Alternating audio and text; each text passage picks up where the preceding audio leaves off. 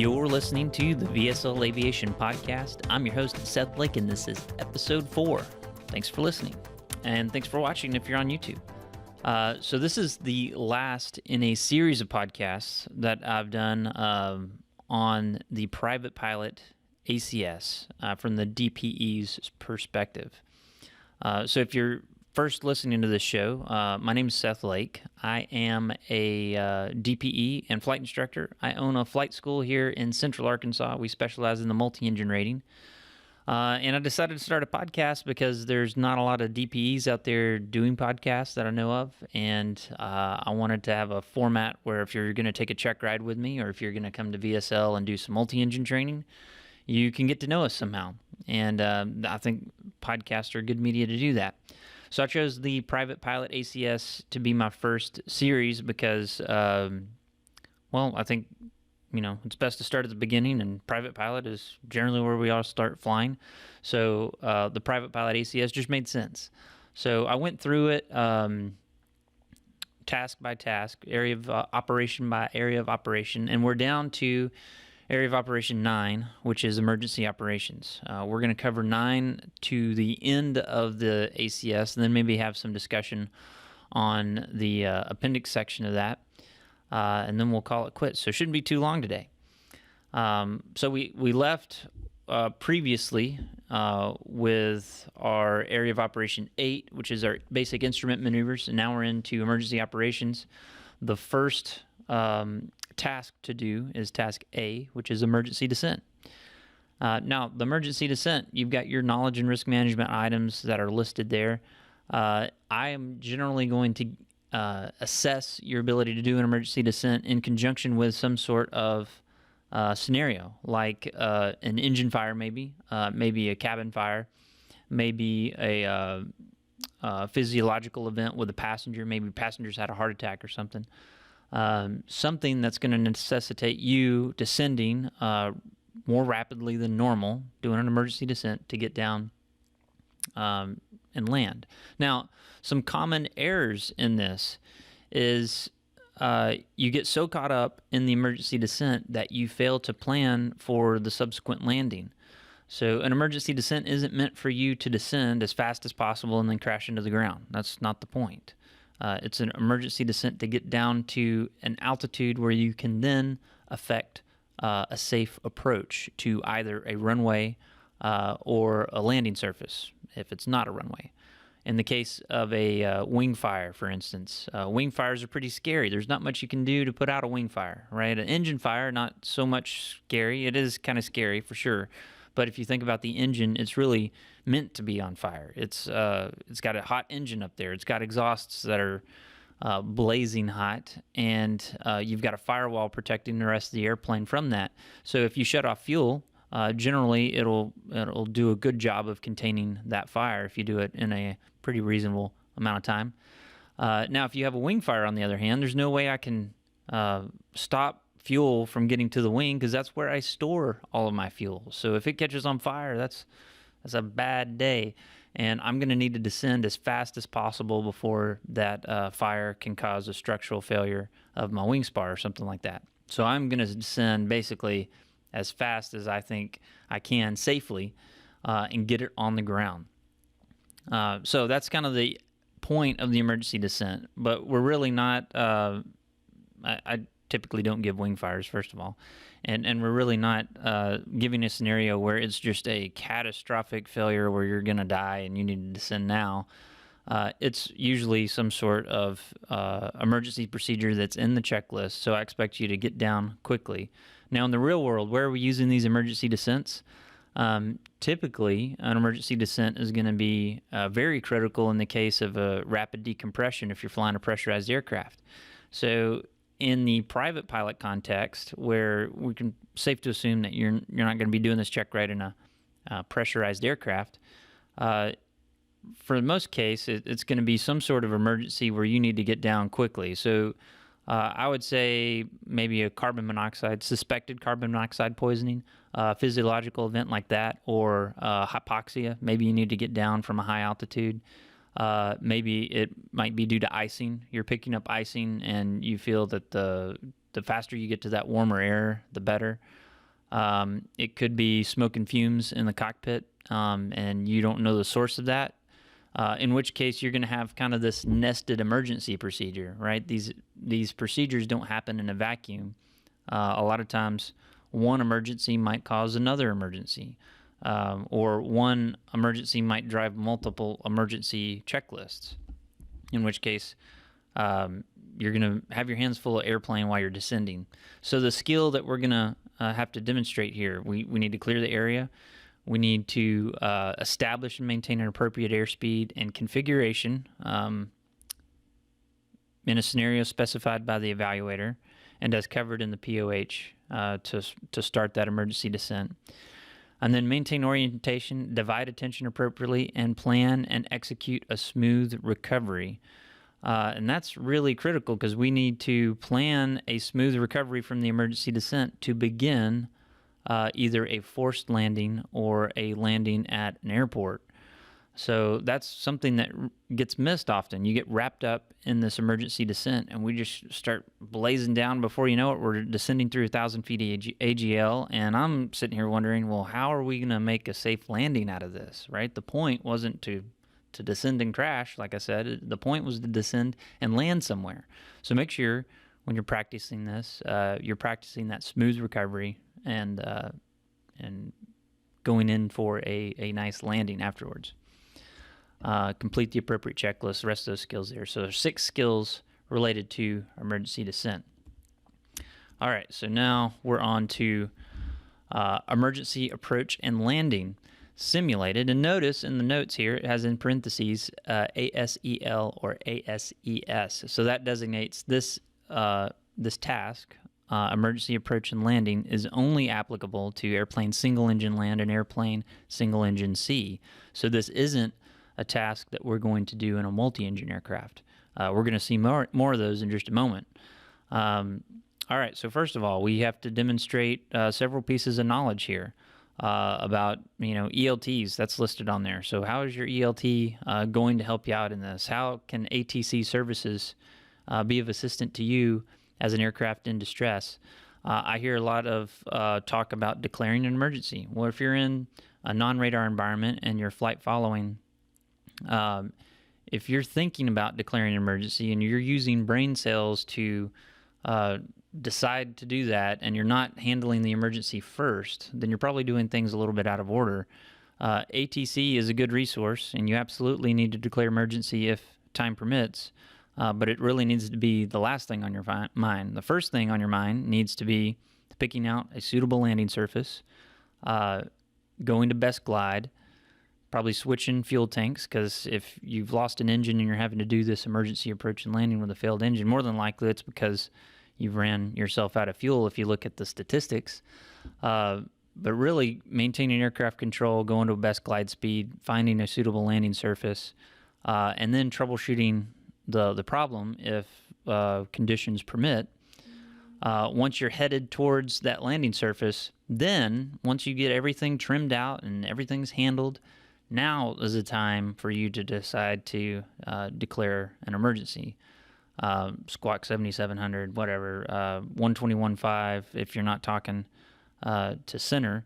If you're not on flight following or a flight plan of some sort, 121.5, just saying, hey, I'm an aircraft in distress and here's my approximate location. That may help there.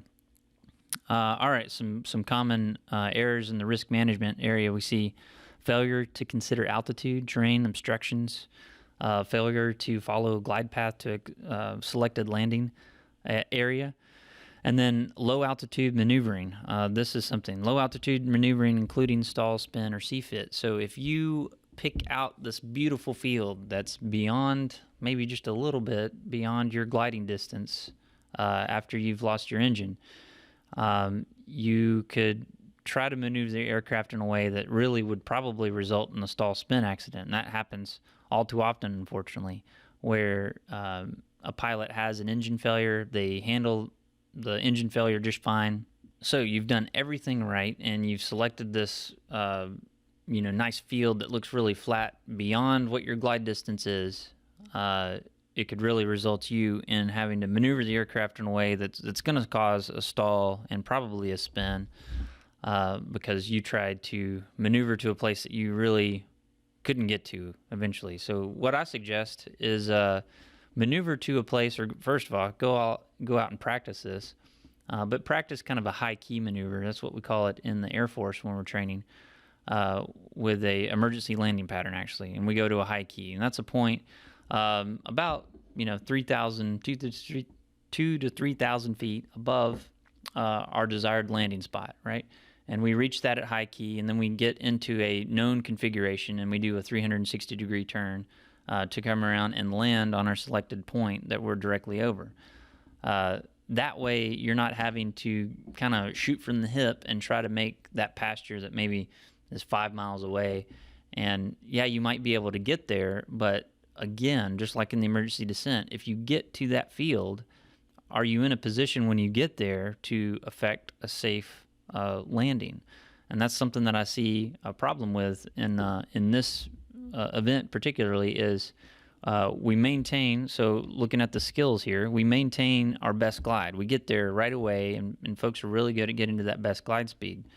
But then at some point, we've got to transition ourselves from that best glide speed to a safe approach speed to make the approach happen. So if I'm in my Bonanza doing 100 knots at best glide, and I try to fly that all the way into landing, that's not going to end very well compared to me transitioning to a safe approach speed as I have my selected landing surface made.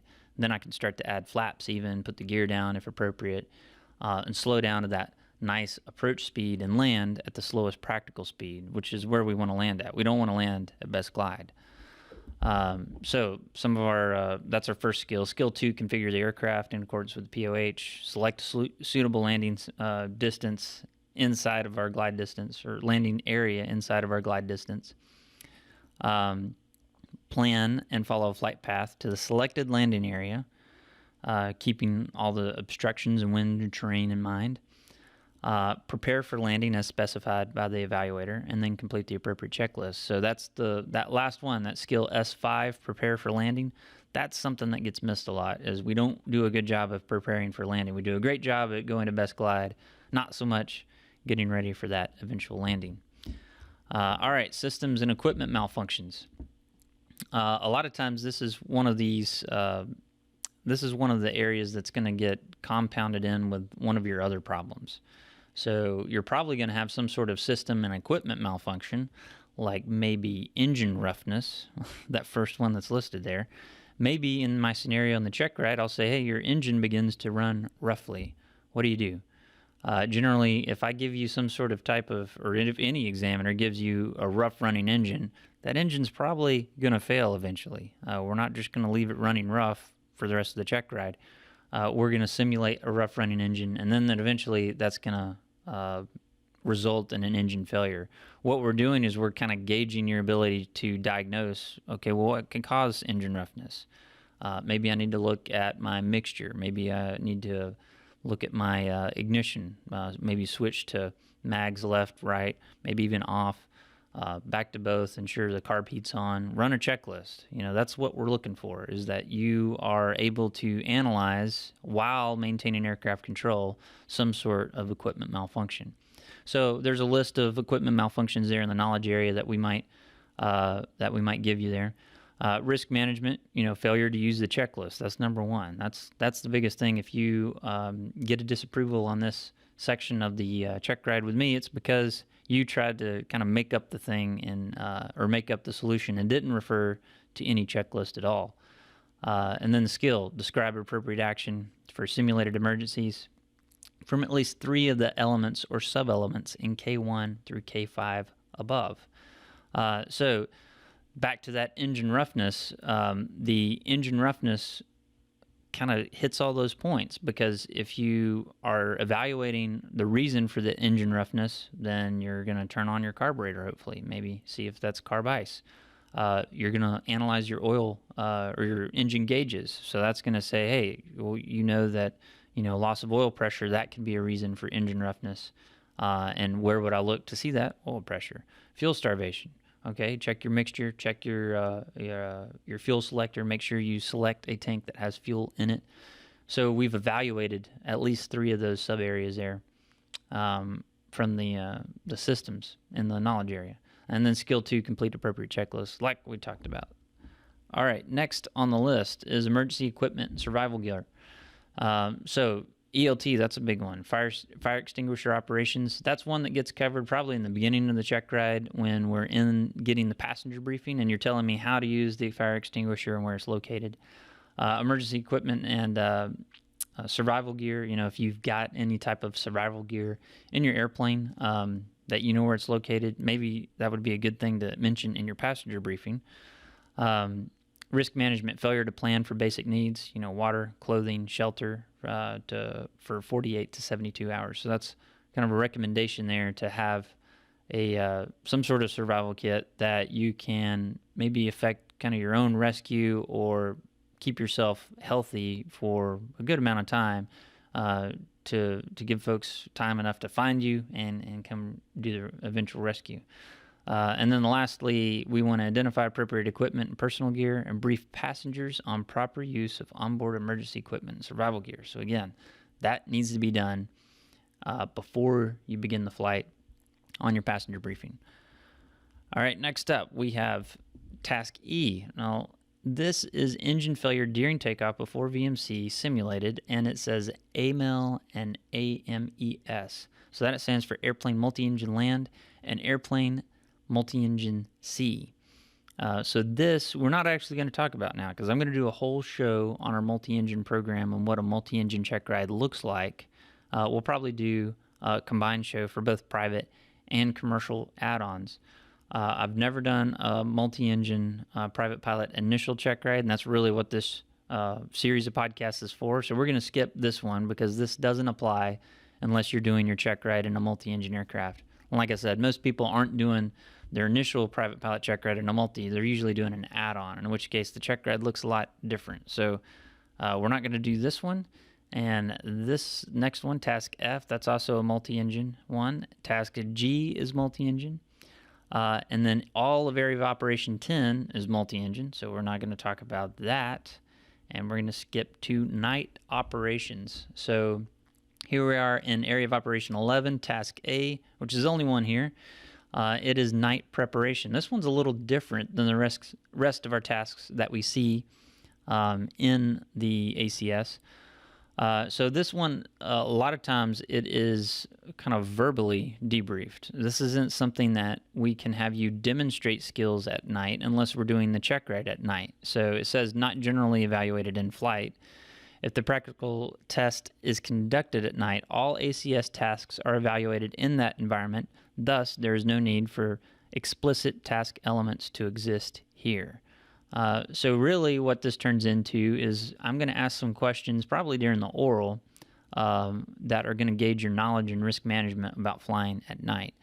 Generally those questions come at the end of the oral when we're talking about human factors. If you remember back, one of the last things we talk about in Area of Operation 1, which all of our items we generally talk about during the oral are located there. One of the last items we talk about is human factors.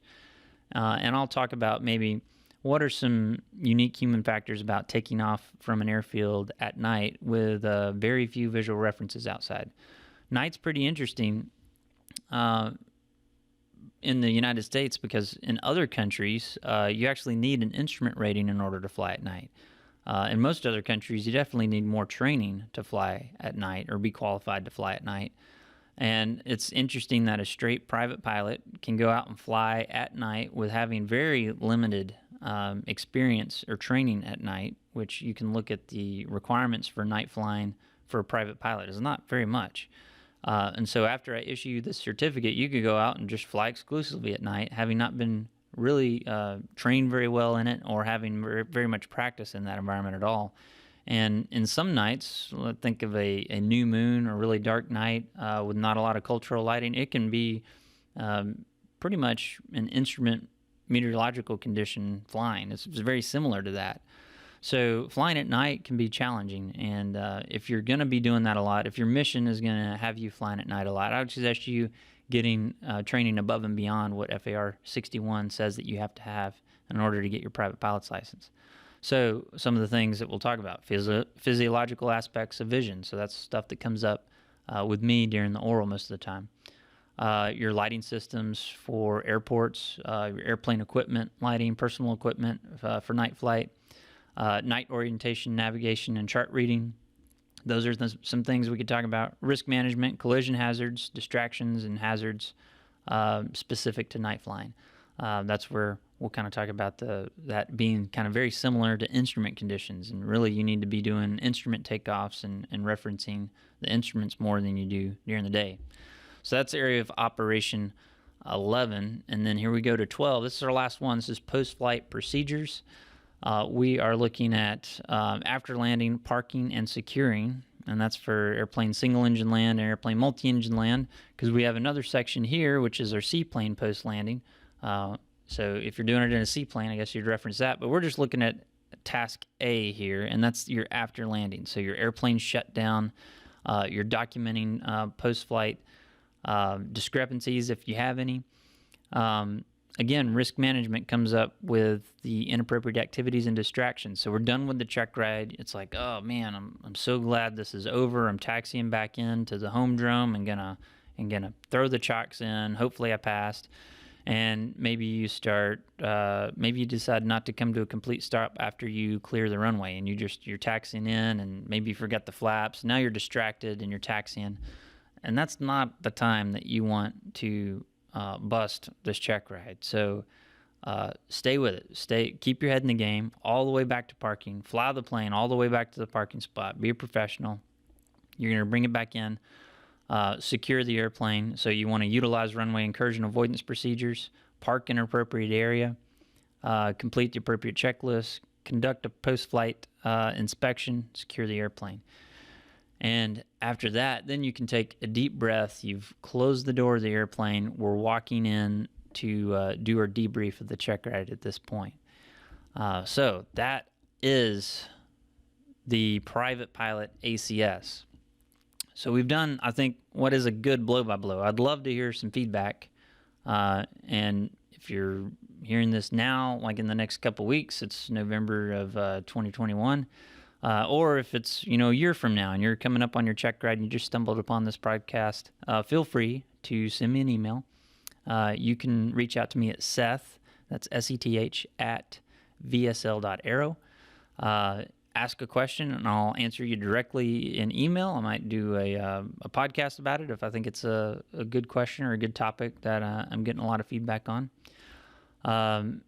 And yeah, I'd love to help you out in your preparation for a check ride, whether it be for me or any other examiner in the country. I would love to help you out.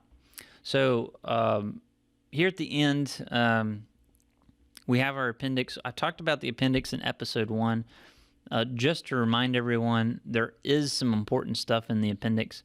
I'm not going to read through it completely. I'm going to cover a couple of high-level items. And that would be your safety of flight, Appendix 6. There's some really important stuff in your Appendix 6.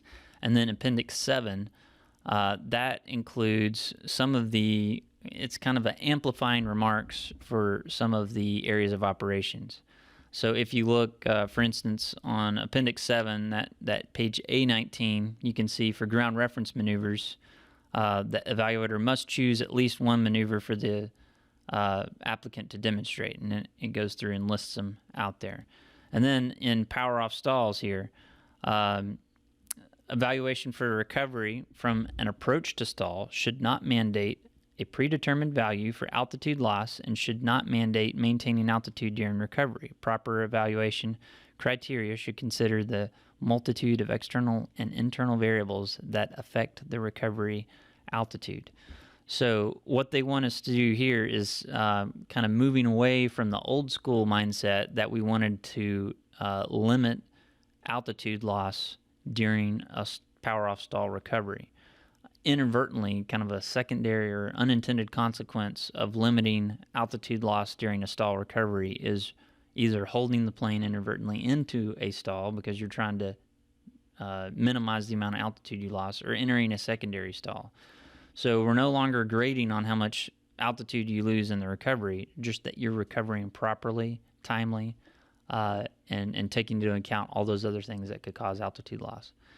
Power on stall talks about our high-performance airplanes, that if we use excessive high pitch, above 30 degrees of pitch attitude, we might need to use lower power settings. So it may have to be below the ACS guidelines for power setting to prevent excessively nose high. And I think I remember reading this in the power on stall section. I believe it has to be 65% power is what the ACS says. You might have to go to 50% or even 40% power in some high-performance airplanes to keep that nose from getting 30 degrees nose high. So those are just some items that are listed back there in the appendix section. Another good thing to read back here is your additional task table rating. We're going to talk about this in our multi-engine podcast, but right here we can see on page A13, not A13, but A14. If you want to add on your multi-engine land rating to an existing private pilot certificate, this is the table that's giving you all the events that you have to complete. And so we would look at this table and we could see right here, if you're watching with me on YouTube, I'm at the first column that says ASEL. So that means we hold an airplane single engine land rating. Then we have all of our tasks here listed to the left, and we just go down vertically and we can see at each area of operation what tasks we have to do. So we can see on, for instance, area of operation 3, we don't have to do any of those tasks. Area of operation 6, we don't have to do any of those. So there's a couple that we don't have to do any of them. Some of them we have to do all of them, like area of operation 10. That was the multi-engine area. So that's obviously one that we'd need to do all of them. And then E, F, and G, those are the ones that we skipped in our emergency procedure section that we're going to now have to demonstrate in our multi-engine checkride. All right, well, that's enough talking. Again, I hope you've found this series useful. Please reach out to me if you've got any questions on that. Again, you can reach me at seth@vsl.aero. Thanks so much for listening, guys, and I will see you next time.